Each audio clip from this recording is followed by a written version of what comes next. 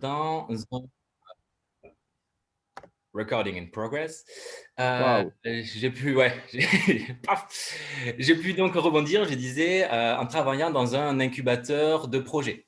Donc là, je travaille à l'université de Toulouse 3, Paul Sabatier, pour les intimes, qui donc, a cette structure qui s'appelle Le Catalyseur, qui accompagne donc, étudiants, jeunes diplômés aussi, donc si vous êtes jeune diplômé, ça peut vous concerner et personnel de l'université, globalement, pour faire simple. Et donc, me voilà. Et pour le coaching sportif de ce matin, on va à la fois travailler la tête et travailler un peu le physique. Bon, le physique, c'est très simple. Là, il y a pas besoin d'avoir un bac plus 5 en STAPS pour savoir faire bouger ses poignets. Mais la petite nouveauté va être plutôt sur l'attention, sur comment rester attentif. Et voilà, je pense que j'ai fait un peu le tour. Et j'ai une plante verte qui est beaucoup trop grande, sinon, pour les gens qui s'intéressent. Et voilà. Et oui, voilà, sur Toulouse, là, je suis au niveau du quartier de Montaudran. Le nouveau quartier qui s'est monté, là, où il y a plein de travaux. Il y a le Pitaya qui vient d'ouvrir. Et voilà. Est-ce que vous avez des questions avant de commencer? Ça va. Tout va bien? Alors, du coup, oui,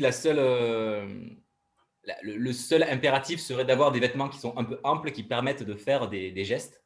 Voilà, juste ça. Les chaussures de rando, non, donc ça va. Vous pouvez être pieds nus, en chaussettes, il n'y a pas de problème. On y survivra. Bon, ben, on attaque du coup? À toi, Guillaume. Allez, ben on attaque. Alors du coup, pour vous parler un petit peu de l'attention, pour vous dire que c'est autre chose de plus que de reste concentré. L'attention, en fait, c'est une capacité à établir un lien entre un objet externe, hop, mon chocolat chaud, et notre cerveau. Notre cerveau, lui, il va interpréter une perception que l'on va avoir de l'objet. Donc, on voit l'objet, on le perçoit avec un sens, la vue, l'ouïe, l'odorat. Notre cerveau l'interprète et après, du coup, on le mémorise. Et c'est ça qui fait que on prête attention à certaines choses et pas d'autres, parce que certaines choses sont interprétées comme un danger et d'autres non. Il existe 3 systèmes de l'attention. On n'a pas qu'un système de l'attention qui fonctionne. Alors aussi, oui, pas besoin de prendre des notes. Je vais vous envoyer, alors je vous ai préparé, je vous ai bichonné un petit PDF qui reprendra tout ça. Donc, voilà, tout ce qui va se passer ce matin. Donc, vous pouvez lâcher vos cahiers, vous pouvez lâcher vos notes. Je vous mettrai, je vais la mettre là au cas où, si vous voulez la noter. Hop, mon adresse mail, gmail.com. Voilà. Comme ça, vous pouvez me le demander directement par mail ou on se débrouillera avec Mathieu pour vous le fournir. Oui, donc je disais 3 systèmes de l'attention. Le premier, c'est un système qui est dit préattentif. C'est le réflexe. Vous entendez un bruit sourd à côté, un truc qui tombe, vous tournez la tête. Typiquement, parce que les bruits sourds, c'est tout ce qui peut être un danger, en fait. Du coup, on fait attention. Quand il y a un truc qui tombe, vous le rattrapez par réflexe. Alors que parfois, c'est un couteau et qu'il ne faudrait pas. Expérience personnelle. Après, vous avez le circuit de récompense. Alors celui-là, vous devez le connaître très bien. Le circuit de récompense, c'est lorsque vous avez des notifications sur votre téléphone. Typiquement. C'est ah tiens, je suis content et je vais regarder. Candy Crush qui donne des trucs, ah vous êtes incroyable à chaque fois que vous finissez un niveau. Du coup, ça vous donne envie de continuer le niveau. Ce sont toutes ces petites envies d'eux. Ah, j'ai bien envie de voir ça, je vais continuer. Et du coup, à chaque fois qu'il y a une récompense, eh bien, on va continuer pour avoir la récompense suivante. Et ainsi de suite. C'est pour ça que parfois, on se retrouve à tendre la main vers le téléphone alors que l'on n'a même pas, on ne doit même pas l'utiliser à la base. Mais pourquoi? Pourquoi pas? Alors que j'ai même pas de notification, mais je vais regarder quand même s'il n'y a pas un truc. Sur Secure Récompense, du coup, pour y travailler dessus, en prendre conscience, déjà, ça permet de faire pas mal de taf. Prendre conscience qu'on a certains automatismes. Moi, je sais que je regarde pas mal le téléphone, au moins pour l'heure. Mais si je veux vraiment me concentrer sur une tâche, je mets une montre. Comme ça, la montre, je peux regarder l'heure sans voir que j'ai des notifications ou autre chose qui vont me déranger plus tard. Je m'en fiche d'avoir 38 notifications sur Facebook, surtout que la plupart ne m'intéressent pas du tout. Et enfin, le dernier système de l'attention qui va nous intéresser, après le préattentif et le circuit de récompense, c'est le système d'attention volontaire. Donc là, en fait, c'est comment je vais orienter mon attention volontairement vers une tâche. Donc le système d'orientation, pardon, pas d'attention, le système d'orientation volontaire. C'est celui-là qui va nous intéresser. Et pour ça, une des premières étapes pour bien rester centré sur une tâche, c'est de définir une intention. Donc l'intention, ça peut être, comme ce matin, ça peut être se réveiller, ça peut être apprendre des choses, ça peut être plein de choses différentes à votre gré, à vous de le définir. Mais quelque chose qui fasse sens auprès de vous. Il ne faut pas que ce soit un truc trop large. Il faut que ce soit quelque chose que vous puissiez faire impérativement là, de suite. Est-ce que ça va? Oui. Donc là, pour l'instant, ce qu'on va faire, on va faire un échauffement articulaire. Donc voilà, on va commencer à débloquer tout ça. Hein. Alors, pas besoin de me copier encore, hein, je veux le dire. Hein. Mais surtout, pendant cet échauffement articulaire, ce que je veux que vous fassiez, c'est prêter attention à votre attention. C'est voir où est-ce que vous regardez, qu'est-ce qui déporte votre regard, qu'est-ce qui déporte votre attention, à quoi vous pensez également. Faire attention un peu à tout ça. Et parce qu'à la base, là, on veut se réveiller, on veut faire un échauffement articulaire, mais parfois, je peux me retrouver à penser à qu'est-ce que je vais manger à midi. Et voilà. Et voir un peu comment notre attention fonctionne. Moi, je sais que, par exemple, mon attention, j'ai une très faible capacité d'attention sur la durée. Je me détourne tout le temps. Je vois un papillon, je vois le bâtiment en face, je vois du soleil. Mais par contre, je sais me reconcentrer rapidement. Je sais faire le shift entre ici et là-bas. Je sais que je fonctionne comme ça. Du coup, parfois, je fais en sorte de diminuer le risque de dérangement. Parce que c'est ça qui va me faire partir et revenir à chaque fois. Donc là, par exemple, mon téléphone, il est loin, je ne le vois pas. Je l'ai mis sous les couvertures pour rien vous cacher. Et comme ça, je peux me concentrer sur ce qui se passe là. Ok. Donc maintenant, on va commencer l'échauffement articulaire. Faites attention à là où passe votre attention. Ok? Hop. Alors, on va commencer tout d'abord par les doigts. Vous allez tendre les mains, lever les paumes, et ensuite, juste les doigts, les ouvrir et les fermer.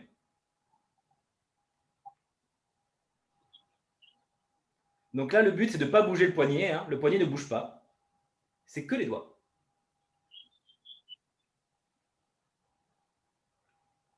Et vous pouvez essayer de faire une phalange après l'autre et de les replier même. Alors moi, j'ai des doigts un peu bizarres qui vont comme ça, mais vous n'êtes pas obligé d'aller jusque-là. Hein. Ok, maintenant, on va passer aux poignets. Les poignets, vous collez les mains, entrelacez les doigts, bien comme il faut. Vous collez les paumes ne doivent pas être comme ça, mais comme ça. Et vous tournez.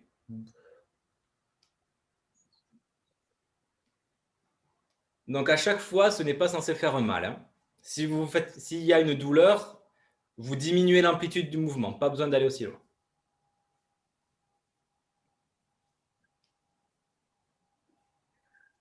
Ok. Est-ce que ça va au niveau des poignets? Est-ce que quand vous faites ça, vous sentez plus de rigidité? Ok. Et maintenant, les coudes. Donc les coudes, on va partir sur un coude. Vous passez à l'intérieur et vous le poussez comme ça. Donc je tends le bras avec ma main en dessous du coude, je passe à l'intérieur et je le tends.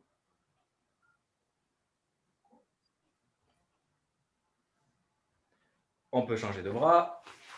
Je passe à l'intérieur.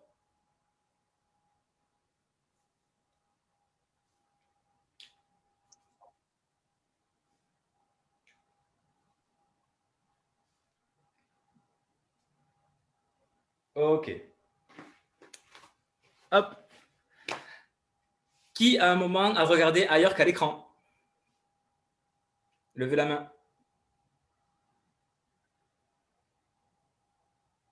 Pourquoi? Parce que j'avais pas la place de mettre mes bras devant. Vous n'avez pas la place de mettre les bras devant, ok. Non, mais il n'y a pas de question piège, hein. Pour vous le dire, il n'y a pas de piège. Hein. De toute façon, c'est tout à fait normal. La fatigue, ouais. La dopamine, ça peut. Ça peut être aussi l'ennui parce que c'est répétitif, ça peut être plein de choses. Et en fait, notre attention fonctionne par des cycles de perception-action. C'est-à-dire que je perçois, j'agis, puis je reperçois, je m'adapte. Justine reproche à Mathieu de ne pas voir ta tête. tu lui manques. Donc voilà, perception-action. Et c'est tout à fait normal que l'attention divague. Il est très compliqué de rester attentif sur de longues périodes de temps. Et quand je dis de longues périodes de temps, je ne parle pas en heures, je parle en secondes. Donc c'est tout à fait normal que l'attention reparte et revienne. Il faut savoir que l'attention, ce n'est pas seulement c'est pas un mécanisme que mental, c'est aussi un mécanisme biologique. Et ça y joue beaucoup. C'est pour ça qu'on n'est pas tous égaux face à notre cerveau, hein, tout simplement. Donc là, ce qui est intéressant, c'est de noter les moments de flottaison. S'habituer à voir, ah oui, à voir ce moment où, en fait, où on n'est plus en train d'être sur la tâche, mais on flotte un petit peu à côté. On peut très bien continuer la tâche, comme on l'a fait là, c'est une tâche physique très simple, hein, mais on ne pense plus forcément à ce qu'on fait.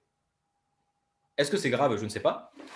Ça dépend de ce que vous êtes en train de faire. Si vous êtes en train de faire un massage cardiaque à quelqu'un et puis vous pensez à autre chose, c'est un peu plus grave que si vous faites juste un échauffement musculaire et articulaire le matin avec l'Institut de l'engagement. Mais du coup, c'est intéressant de voir comment nous fonctionnons. Chaque personne va fonctionner différemment. Il va y avoir des similitudes, mais tout le monde est différent. Et c'est là que c'est important de faire un travail sur soi-même pour mieux comprendre comment chacun fonctionne. Alors, oui, je suis en train de voir un petit peu ce que j'avais prévu. Ah oui, du coup, c'est pour ça qu'il est important de privilégier des perceptions. On a établi une intention globale au départ, se réveiller, et donc, après, une perception est nécessaire pour se raccrocher à l'action. C'est-à-dire que là, je vais me réveiller, mais comment je vais me réveiller? Je vais me réveiller en faisant un échauffement musculaire et articulaire. Donc là, très bien, donc je vais me concentrer sur les exercices à faire. Pour me concentrer sur les exercices à faire, je dois faire comme fait Guillaume. Donc, je regarde Guillaume. Là, ça va être à la perception, ça va être recopier Guillaume. Donc, me voir. Donc, c'est pour ça que parfois, c'est peut-être intéressant de me mettre en plein écran. Enfin, moi, je vous ai en galerie, du coup, je vous vois tous un peu. À part Mathieu, bien sûr, qui a coupé sa caméra.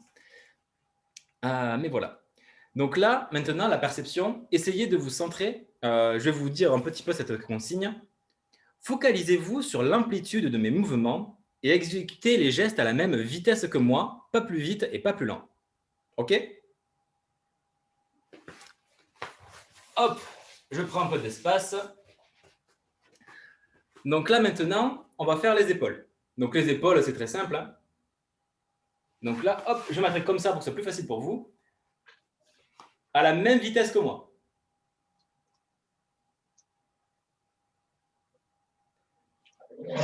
Alors, si vous voyez tous pas synchrone sur l'écran, c'est normal, ce sont les latences de zoom.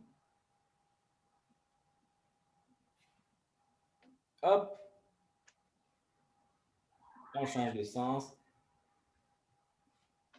Donc là, le but, c'est de garder le buste bien droit, c'est que l'épaule qui bouge. On essaie de faire bien, hop, pour mettre droit, bien droit, on essaie, on va bien chercher derrière et on remonte. Ok. L'autre épaule.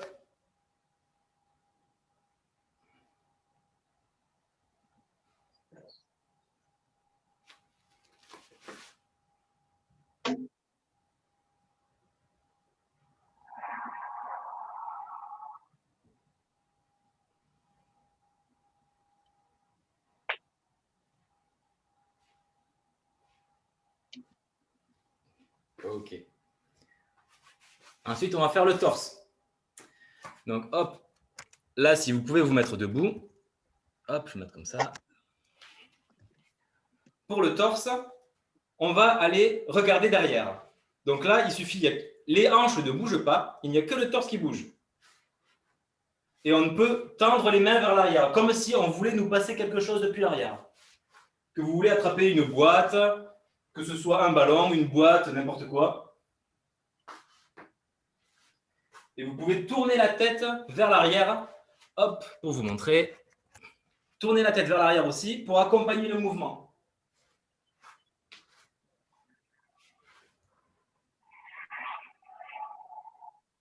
Est-ce que ça va? Ouais. Maintenant, on va faire les hanches.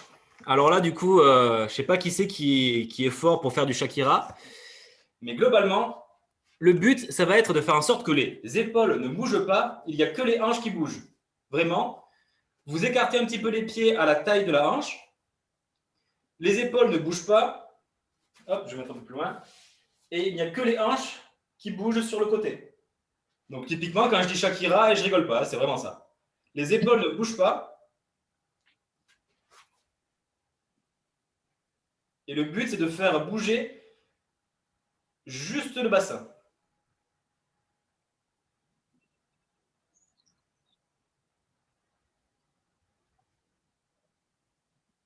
Et c'est pas mal quand même. D'habitude, les épaules bougent un peu plus. Hein. Mais là, c'est pas mal. Ok.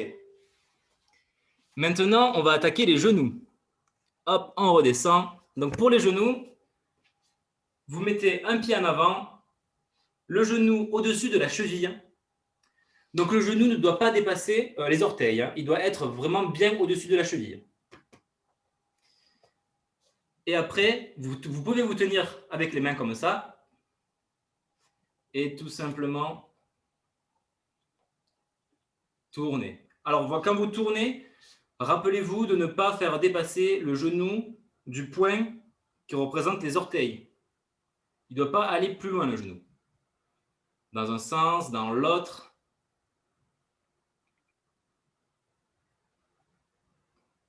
Hop. Et je change de pied. Hop, je me remets en position bien comme il faut. Je fais attention à la position de mon genou par rapport à ma cheville. Et je tourne. Dans un sens, puis dans l'autre.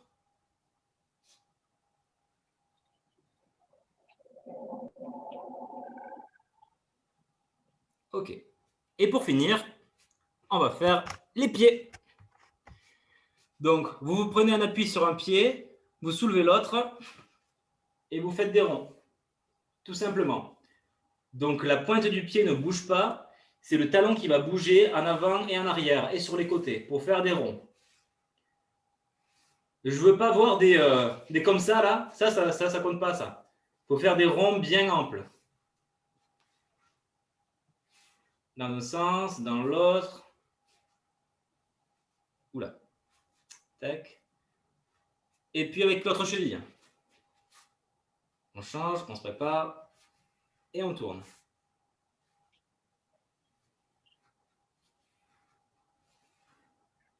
Dans un sens, dans l'autre. Ok. Et on arrête. Hop. Quelle heure est-il? 22. Est-ce qu'on est bon pour ça? Donc là, normalement, vous devez sentir qu'il y a un peu plus d'amplitude au niveau des mouvements possibles. Ça commence un petit peu peut-être à chauffer. Ça devrait aller. Donc là, c'est des trucs très simples. Donc là, je ne sais pas si vous l'avez ressenti, mais parfois, là, il a peut-être été plus facile de se concentrer sur la tâche. Pourquoi? Parce que je vous ai donné la perception à privilégier, qui est de me regarder et de me recopier en copiant ma vitesse. C'est une perception quand même assez spécifique. Il ne fallait pas être plus vite, pas être plus lent, pas plus rapide. Et du coup, ça permet de mieux se centrer sur une tâche lorsque l'on a bien défini la perception que l'on va privilégier. Parce que vous savez que si vous regardez ailleurs, vous devez vous revenir vous centrer sur ma vitesse. Et c'est ça qui va vous raccrocher à la tâche. Donc à chaque fois, oui, c'est pas grave, Maxime. Donc à chaque fois, privilégier donc, enfin, trouver une intention, l'intention globale, se réveiller. La perception à privilégier, recopier Guillaume. Donc ça va être la vue. Donc voilà, est-ce que je suis en train de recopier Guillaume quand je pense à autre chose? Je ne sais pas. Et ensuite, là, il y a la manière d'agir. Donc pour vous reprendre un petit peu l'exemple d'une tâche, un exemple très simple de la concentration, de l'attention, c'est notre attention correspond à nous qui parcourons une poutre de gymnastique. Donc voilà, une poutre de gymnastique, il faut imaginer. Plus la tâche que l'on va faire est longue, plus la poutre va être longue. Plus elle va être difficile, cette tâche, plus la poutre va être fine. Et plus l'enjeu, le stress derrière va être élevé, plus celle-ci va être haute. Donc, on peut prendre cet exemple. Donc, si vous avez le massage cardiaque, l'enjeu est élevé. La tâche, elle peut être longue. Hein, ça peut durer plusieurs minutes avant que les pompiers arrivent. Mais c'est quand même pas des heures. Et du coup, est-ce que c'est difficile? Ça dépend si vous avez été formé ou pas avant. Donc, allez tous faire le PSC1. Mais voilà, là, le stress, la poutre va être élevée, longue, peut-être pas si longue que ça, mais par contre, elle va être peut-être un peu difficile, donc un peu étroite. C'est un peu un exemple que vous pouvez prendre sur les différentes tâches et anticiper un petit peu comment vous allez réagir avec. Donc, je disais la perception, l'intention et la manière d'agir. La manière d'agir, derrière, c'est comment vous allez faire l'exercice. Donc, par exemple, si je veux remplir ma tasse, je n'ai pas de carafe là, c'est pas grave. Je veux remplir ma tasse, je veux la remplir à ras-bord. C'est mon intention, remplir la tasse à ras-bord. Ma perception, ça va être le niveau de l'eau qui va monter de ma tasse jusqu'à ma tasse. Je vais me concentrer sur le niveau de l'eau qui monte. Et ma manière d'agir, ça va être de plus ou moins se verser avec la carafe. Comment je vais incliner la carafe pour faire monter l'eau progressivement. Donc là, il n'y a pas forcément qu'une seule manière d'agir. Là, c'est une action très simple où il n'y avait qu'une seule manière d'agir, c'est incliner la carafe. Mais si pour me réveiller, eh bien, ça peut être me réveiller, ça peut être prendre le temps le matin, prendre un café, commencer à être en activité pour ne pas rester dans le lit, parce que si je reste dans le lit, je ne suis pas réveillé. Ça peut être plein de choses. Là, c'est à vous de voir comment vous l'adaptez. Donc, il y a le petit moyen mémotechnique, c'est PIM, hein, pouce, index majeur, perception, intention, manière d'agir. OK, est-ce que ça va pour ça? Donc là, pour vous dire un petit peu, pour faire un petit truc sur le stress, il n'y a pas de bon ou de mauvais stress, il faut l'adapter. S'il est trop bas, eh bien, on n'écoute plus, on est flagada, on ne fait plus rien. S'il est trop haut, eh bien, on a trop envie de faire trop de choses et on s'éparpille parce qu'on a trop d'énergie. Il faut trouver un bon niveau de stress. Alors le matin, si vous n'êtes pas assez stressé, ben, tout simplement, activez-vous physiquement. Donc là, on va s'activer un petit peu, on va faire un petit dernier exercice où on va faire un petit peu une boucle. Vous pouvez la continuer si vous voulez. Après, parce qu'après, il va être 9h30 après. Donc là, tout d'abord, hop, on va faire... Préparez-vous, mettez-vous debout. Hop.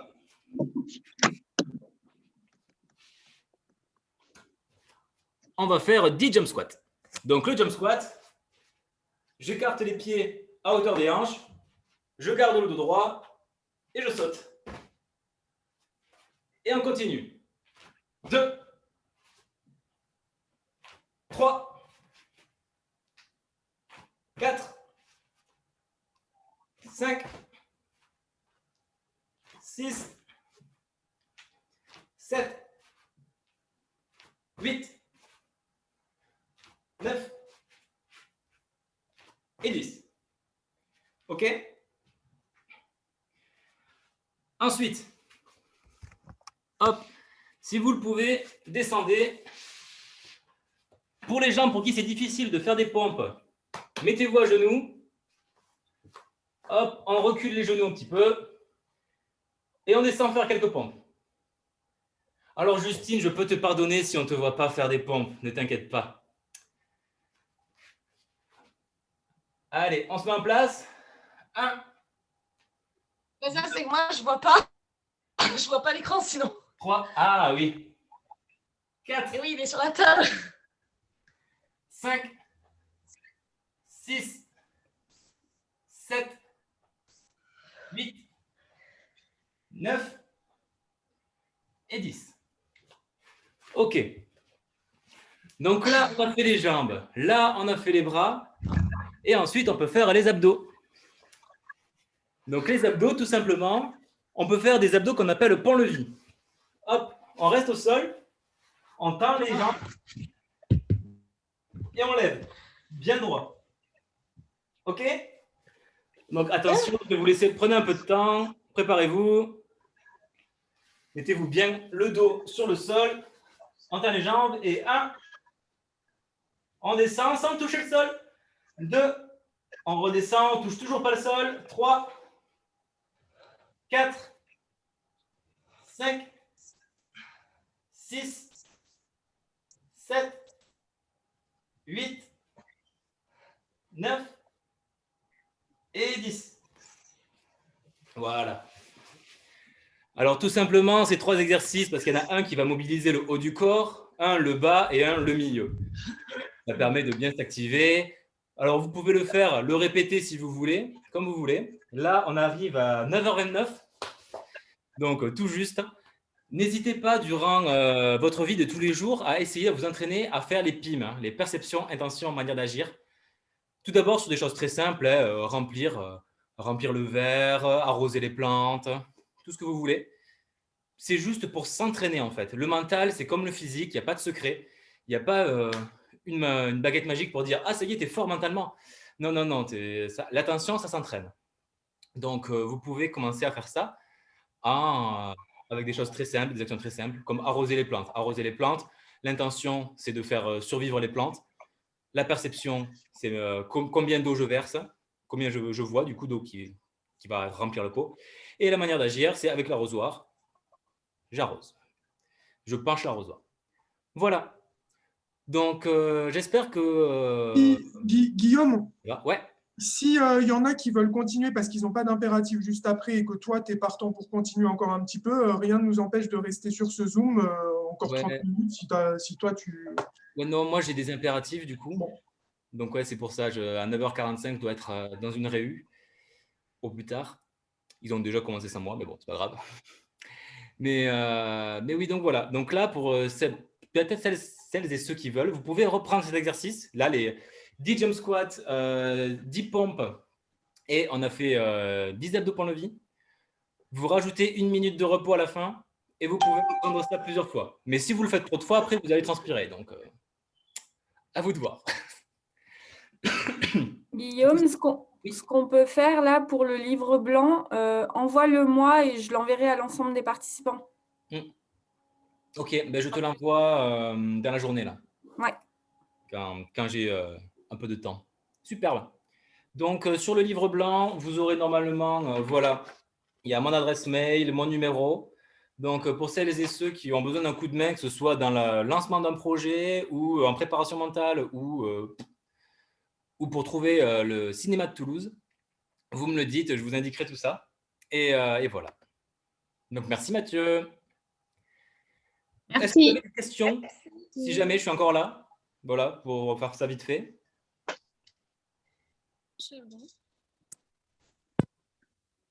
Ah, Raphaël a levé la main, non? Raphaël, je ne sais pas si elle voulait… Ouais, elle a levé la main. Bonjour, c'est bon, on m'entend? Oui. Merci beaucoup, Guillaume. Moi, je suis assez adepte de ça. Même, j'aime bien, quand j'ai le temps, faire des petits renforcements musculaires, étirements le matin. J'essaie de plus en plus d'avoir conscience de mon corps, de mes muscles, tout ça. Et ma question, c'est, on va dire que, par exemple, sur 3 minutes de gainage, autant il y a des fois où je me force à essayer de penser à mes abdos, à mes muscles qui sont tendus, autant il y a des fois je fais exprès d'essayer de penser à autre chose pour que les 3 minutes passent plus vite. Donc voilà, et puis bon, à la fin ça devient de plus en plus dur parce que comme c'est difficile, on ne peut pas penser à autre chose. Mais du coup, je voulais savoir au niveau de cet effort mental, qu'est-ce qui est… pour travailler cet effort mental, quand vraiment on prend le temps de faire 20 minutes tous les matins, un peu de renforcement musculaire, c'est mieux de penser à quoi, enfin, comment se mettre en mode winner, quoi, j'ai envie de dire. Je sais pas, c'est peut-être un peu bizarre la façon dont je veux dire. Après, l'attention, il faut se dire qu'on n'est pas obligé de l'orienter volontairement, tout le temps orienté sur la tâche. L'attention, c'est quelque chose qui peut divaguer. Et si, par exemple, tu es dans le noir et que tu écoutes un podcast, on va dire, eh bien, ton attention, automatiquement, va se focaliser sur le podcast. Le tout, c'est que si tu fais du renforcement musculaire le matin, en gainage, le tout, c'est de garder une bonne position. La position est respectée, la tâche est respectée. Donc, au final, si tu dois juste checker ta position une fois toutes les 30 secondes, au final, les autres 30 secondes, tu peux faire autre chose. Tu peux écouter la musique que tu mets en fond. Moi, personnellement, c'est ce que je fais. Je mets de la musique. Et généralement, de la musique que je connais. Comme ça, je peux me focaliser sur les paroles. Mais du coup, je vérifie que ma position est toujours bien droite. Parce que j'ai tendance, moi, notamment en gainage devant, là, comme ça, j'ai tendance à trop lever les fesses, à être trop arqué. Donc ça, je le sais, c'est un de mes défauts. Du coup, je fais attention à ça. Mais si tu connais tes défauts, tu sais sur quoi faire attention, porter ton attention. La perception, du coup, moi, c'est ma position. Comment je vérifie ma position? Je me mets en face de la fenêtre qui reflète ma position, comme ça, je me vois. Et je sais que je peux le checker de temps en temps. Et après, je laisse mon attention divaguer sur autre chose. Et comme ça, c'est encore moins fatigant. Parce que c'est fatigant, mine de rien, de porter son attention volontairement sur quelque chose quand il y a plein d'autres choses qui dérangent autour. Qui dérangent, hein. Mais voilà, l'attention, c'est ça. On marche sur une poutre et toutes les distractions à côté essaient de nous pousser de la poutre. Et nous, on doit faire l'effort de revenir. Donc, si on diminue toutes les forces qui nous poussent en dehors de la poutre, déjà, ça permet de mieux rester sur cette poutre. Donc, par exemple, pour l'exemple du gainage, qu'il vaut mieux penser à autre chose, mais, typiquement, tu peux peut-être penser au prochain exercice, à comment tu vas faire la transition. Comme ça, tu peux l'inspirer le gainage. Tu peux penser à de la musique, c'est carrément autre chose. Voilà, il y a différentes techniques. Donc là c'est assez personnel aussi, toujours. Il n'y a pas de secret. Il n'y a pas une technique qui va marcher pour quelqu'un qui va marcher pour tout le monde. C'est ta technique. Donc, moi, la musique, ça marche bien. D'accord. Bah, merci beaucoup. Non, je voulais juste, voilà, en gros, savoir si parfois détourner son attention exprès, c'était pas forcément négatif. Mais voilà. Bah, merci beaucoup en tout cas, c'est intéressant. Avec plaisir. Tant que ta tâche est respectée, pourquoi s'en faire en fait? C'est ça. Ouais, je comprends. Là, si tu fais ton exercice d'échauffement, ça prend pas beaucoup d'attention. Tu peux très bien faire autre chose à côté. C'est comme en voiture, par exemple, quand tu chantes et que tu conduis. Pareil. Le tout, c'est au départ, quand tu apprends une tâche, quand tu apprends à conduire, tu passes beaucoup de temps à regarder la route, être stressé, voilà.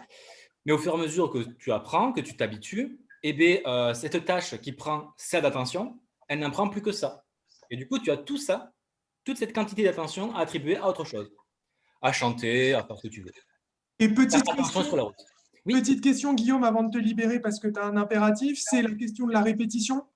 On le voit souvent, on a envie de faire un exercice, on le fait une fois, puis ensuite, il faut quand même le répéter une deuxième fois, puis le jour d'après, et ainsi de suite, et ainsi de suite. Comment faire en sorte qu'il y ait une certaine régularité? Yes. Imposer cette régularité. Alors là, du coup, ça joue plus sur la motivation, ça. Et la motivation, tout d'abord, dans une tâche, pour que l'on continue une tâche dans le temps, il y a trois paramètres. Il y a le paramètre de compétence. Il faut se sentir compétent et en fait, quand on commence quelque chose, on a tout le temps tendance à se dire « Ah mais ouais, mais je suis nul par rapport aux autres et tout, nanana ». Et en fait, sauf que c'est sûr que si on se compare en natation à Michael Phelps ou Alain Bernard, bah oui, on est nul dans tous les cas. Donc en fait, il vaut mieux prendre des référentiels personnels. Oui, je commence. Quel niveau j'ai? Je m'évalue au départ. Voilà, je tente quelque chose. Je commence par, là par exemple, l'exercice qu'on a fait. Au lieu de le faire une fois, on le fait 3 fois. On sait que 4 fois, c'est quand même, j'arrive pas à finir la 4e séance. Du coup, je sais que je peux en faire 3. Autant T0 au tout début, j'en fais 3. Je continue à le faire plusieurs fois. Et puis la prochaine fois, est-ce que j'arrive à en faire 4? Si j'arrive à en faire 4, je continue à faire 5. Donc voilà, il y a un sentiment de compétence qui est important. Il y a un sentiment de contrôle aussi. Il faut que vous ayez l'impression que vous soyez en train de contrôler votre activité. C'est-à-dire que si c'est tout le temps quelqu'un qui va vous dire « fais ci, fais ça, fais ci, fais ça, fais-le comme ça », sans aucun libre arbitre, vous allez vite tendance à vous sentir démoralisé et à ne pas du tout avoir envie de faire l'action. Donc, la compétence, le contrôle. Et le dernier, c'est l'affiliation. C'est que vous vous sentez bien dans les gens autour de ce groupe. Ça, c'est surtout pour les activités de groupe. C'est-à-dire que vous vous sentez bien dans le groupe. Si vous aimez une activité, mais que vous n'aimez pas du tout les gens, ça peut mal se passer. Tandis que, en fait, s'il y a une activité que vous n'aimez pas forcément, mais que vous adorez les gens, s'il faut, vous allez quand même continuer à faire cette activité. Alors, c'est trois paramètres importants, mais les 3 ne sont pas obligés d'être présents. Vous pouvez être très nul dans un truc, mais si vous vous éclatez et que vous aimez ce que vous faites, pourquoi pas? Et que vous aimez les gens avec qui vous êtes en plus, pourquoi pas? Et du coup, pour la répétition, pour vous aider à rester dans la répétition, ce que vous pouvez faire, c'est prendre un papier, faire un planning. Donc là, vous déterminez, vous pouvez utiliser la méthode SMART. Donc, paf, SMART, fixation d'objectifs, je vous le marque. Donc, la méthode SMART, c'est une manière pour déterminer des objectifs sur le long, court et moyen terme. À chaque fois, vous pouvez redécouper vos objectifs. S pour spécifique, ça doit être très spécifique. Par exemple, je veux courir 100 mètres. 100 mètres, c'est ultra spécifique. Si vous prenez un objectif comme être heureux, c'est juste beaucoup trop large. Ça recouvre beaucoup trop de choses. On ne sait pas de quoi vous parlez. Mais courir 100 mètres, c'est courir 100 mètres. Voilà. Que ce soit spécifique. Le M, c'est pour mesurable. Mais comment vous savez que vous avez atteint l'objectif? Lorsque j'ai atteint 100 mètres. C'est pour ça qu'être heureux, on ne peut pas mesurer le bonheur. Hein, sinon, on aurait déjà l'échelle qui va avec. Hein. Le A, c'est pour atteignable. Votre objectif doit être réaliste vis-à-vis de votre personne. Moi, par exemple, je ne suis pas engagé politiquement. Et si je dis que je veux être élu aux prochaines régionales, ce n'est pas réaliste. Ce n'est pas atteignable. Mais par contre, si je dis que je veux me remettre au sport et que je veux faire un exercice le matin et le soir de 15 minutes, là, c'est plus atteignable. Le R en anglais, il vaut pour relevance. Donc, ça veut dire pertinent. Donc là, il doit être pertinent par rapport à votre personne. C'est-à-dire que si vous n'aimez pas courir et que vous vous dites ouais, « je vais faire du sport et je vais aller courir », mais si vous faites du renforcement musculaire parce que vous préférez faire ça que courir, là, c'est plus pertinent. Et le T, c'est le plus important, le T, c'est le temps. Il doit être défini dans le temps, déterminer des dates. Donc, par exemple, le lundi, de 18 h à 19 h, je fais mon renforcement musculaire. Ensuite, tac, tac, tac, toutes les 4 semaines, je m'évalue en faisant une séance maximale où je m'arrête que quand je suis mort. Voilà. Mais il faut qu'il y ait des dates. Mettez des dates sur tout ce que vous faites. Vous voulez monter un meuble Ikea, il doit être monté avant le 6 juin. Et vous allez voir, la plupart du temps, vous mettez une tâche courte qui ne prend pas beaucoup de temps et que vous mettez une date, vous allez tout le temps faire la tâche, la veille de la deadline. Donc, mettez des deadlines. Prenez un grand objectif que vous découpez en sous-objectifs, que vous découpez en tout petits objectifs, avec plein de petites deadlines. Et comme ça, vous avez votre calendrier et vous le voyez. Si vous voulez donner un pouvoir encore plus puissant à ce calendrier, je vous conseille de faire un format A3 où vous pouvez vous amuser. Un format A3, c'est les paperboards. C'est facile. Pardon, les paperboards, c'est plus gros. Mais vous pouvez prendre un paperboard aussi. Voilà, un grand papier que vous mettez chez vous à la vue de tout le monde. Voilà, que tout le monde voit ce calendrier. Ça provoque en fait un engagement social envers la personne. C'est une sorte de contrat implicite avec les personnes qui vont voir le calendrier, parce que c'est un peu comme si vous leur avez dit en face « ouais, je vais faire ça ». Et du coup, inconsciemment, on ne veut pas les décevoir. Alors qu'on ne sait même pas s'ils l'ont lu en fait. Hein. On ne sait même pas s'ils ont lu le calendrier, si ça en rappelle ou quoi. Mais c'est un contrat social implicite qui vous pousse un peu à faire ça. Ça peut marcher avec des gens, ça peut ne pas marcher aussi. Ça dépend comment on fonctionne, bien sûr, à chaque fois. Voilà, j'espère que je n'ai pas trop été extensif. Merci beaucoup, Guillaume. Écoute, on va te libérer pour que tu puisses retourner à ton boulot. Merci à tous les lauréats là, qui se sont connectés. On avait un peu de différentes promotions, c'était très chouette. Pour ceux de la promotion de printemps 2020, les LPIS, vous avez la chance d'avoir une petite conférence d'envol cet après-midi et pour tous les autres aussi, un super programme qu'on vous a envoyé. N'hésitez pas normalement, vous êtes inscrits, etc. Bref. Et puis, au plaisir de vous retrouver et portez-vous bien, comme on dit. Merci. Merci à vous. Merci, bonne journée à tous. Bonne journée. Bonne journée. Bonne journée.